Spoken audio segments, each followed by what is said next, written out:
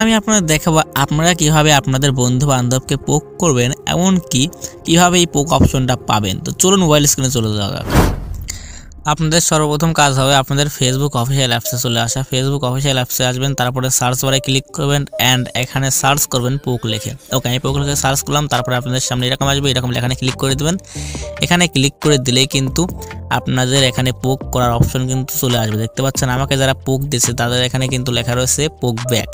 এমনকি আমি যদি অন্য কাউকে পোক দিতে চাই তাহলে নিচের দিকে আসবো, এমনকি এখানে দেখতে পাচ্ছেন পোক বলে অপশন রয়েছে। পোকে ক্লিক করে কিন্তু আমি আমার ফ্রেন্ড লিস্টের পাবলিকদের কিন্তু পোক করতে পারবো। ওকে, এখান থেকে দেখতে পাচ্ছেন যারা আমাকে পোক করেছে আর কি, তাদের এখানে পোক ব্যাক অপশন রয়েছে। আমি এখান থেকে চাইলে কিন্তু তাদেরকে পোক ব্যাক করতে পারবো। এছাড়া আমাদের চাই যে অন্য আরো কাউকে পোক করবো, তাহলে কিন্তু পোক করতে পারবো। এখান থেকে আমি একজনকে পোক ব্যাক করে দিলাম, তারপর নিচের দিকে আসবো। নিচের দিকে আসার পর আমি আমার ফ্রেন্ড লিস্টে কিছু পাবলিকদের এখান থেকে লাইন বাই লাইন